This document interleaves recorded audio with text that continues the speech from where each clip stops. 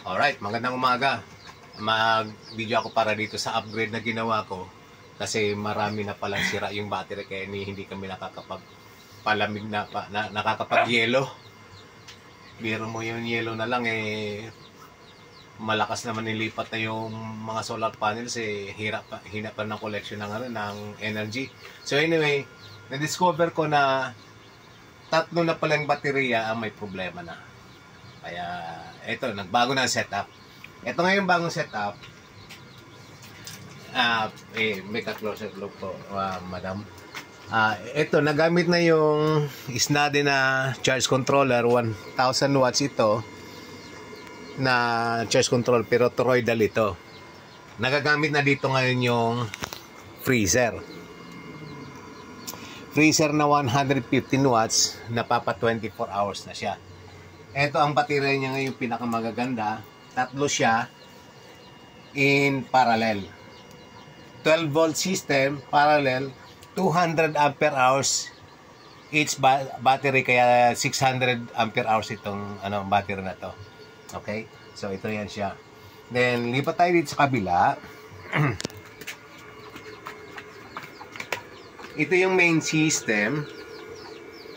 Ito yung apat na battery pa na itong apat na batteries, 24 volt system. 24 volt system, ang napapagana niya ngayon habang nagsasaing, take note, mahina, makulimlim, pero nakakapagsaing, umaandar yung yung ref, nagte-charge ng mga cellphone sa labas. So okay na siya. Yun. Ang laking pagkakaiba nung dati. Dahil natanggal na itong dalawang mahina na, so naggawa ko ng separate system pa para sa pang 12 volt supply na lang. So nakakabit na dito yung para sa wifi, then para sa ilaw na mga 12 volts. Yun. So mga 12 volts na lang ito. So ulitin ko, 12 volt system na malakas, may inverter, yung Snade. Yun. 12 volt system na mahina, reject ng mga ng mga batteries, pang lang siya, pang ilaw, pang wifi. Yun na lang yun. And itong 24 volts, ito na yun. So iharap natin dito, Madam Ernst. Ayan, ito na, upgraded na siya, hindi na kasing spaghetti tulad nung dati na masyadong magulo. Kung nakita niyo yung mga previous videos ko, masyadong yan siya, masyadong maraming nawindang doon sa connections kasi sama-sama na doon yung spaghetti, macaroni, bihon, sotanghon, nagsama-sama doon Okay, so ito, medyo okay na siya. Maganda-ganda na. Mas presentable na. And nilagyan ko ng mga labels. So na-separate na rin yung mga ng mga circuit breakers. Bumili na ako ng rails. So naka-separate yung galing doon sa solar panels. Ayan. 7 in all. Separate na din yung papunta sa mga batteries. Okay, so i-discuss ko lang to konti, Etong dalawang solar charge controllers, ito pinakamagaganda. The best. Ito sunod sa the best. Ito, hindi gaanong maganda, pero ito nasunog ng 2 beses. Believe pa rin ako kasi buhay pa rin siya. Nasunog na ito dahil doon sa sinaksakan nag-short yata na USB cable. Hindi na siya nagagamit, umusok na to. Kahapon, nung ginagawa ko, umusok na naman to. I don't know, for some reason, hindi ko I have to suspects kung pero not anymore concern. So ito, matibay siya, in a sense. Itong dalawang to, matibay din. So ito, binili sa Raon na pagdadating pala dito sira na. Pero hindi na gumagana yung may mga functions siya, pero kumakarga pa rin naman. And this one is very basic. Okay, few discussions lang. Ang laman ito yan, nilagay ko, tatlong 400 watts na panel. So 1,200 watts yan. Itong laman itong isa is 1,100 watts. Dalawang 550. Ito dalawang 550. Ito, dalawang 550. And ito, dalawang 550. By performance, ito siyempre magaganda kasi maganda klase yung yung inverters niya.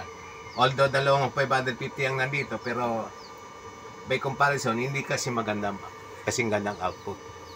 Alright, so yun.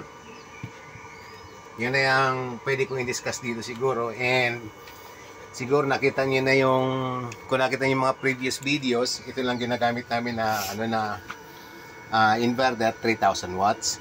So meron ngayon na 1000 watts na gumagana separate na 12 volt system. Ayun. Ganda-ganda na. Meron din itong isang maliit na na backup din. Meron ding backup na pang 24 volts na inverter. Alright, so kunin ko itong at ako naman na mag-discuss. Thank you, Mami Ernst.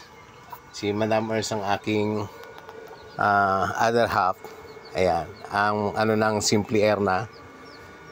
Kaya siya muna pinapag-video ko. Pero ngayon, didiretso ako dito para mapakita yung iba pang mga details. Ayun. Ito mga iba-ibang abubot ng ng solar na hindi nagagamit sa ngayon. And ito yung isang solar panel na siguro nahila yung kable, hindi na siya gumagana. Nung binaba ko tiningnan, papalitan ko sana ng diode, and no need kasi yung pala ay nahila. Hindi ko lang mabend kasi kasi nakasanda lang. So tinahi ko na lang. Teka nga, ko nga.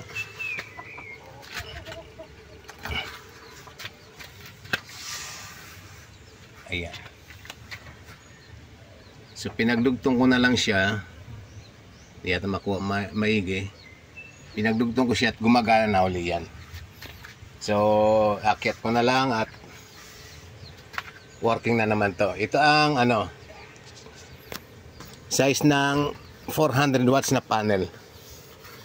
Kung nalalaki kayo ng 400 watts na panel, mas malaki ho dyan yung 550 watts. Ando sa taas. And ito na yung reject ng battery, nilabas ko na. 8 volts na lang laman yan, 8.6 volts na lang ang reading yan, so useless na talaga siya. Scrap na yan.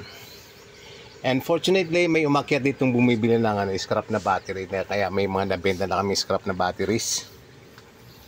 Ayan. So, punta ako dun sa labas para makita yung mga solar panels.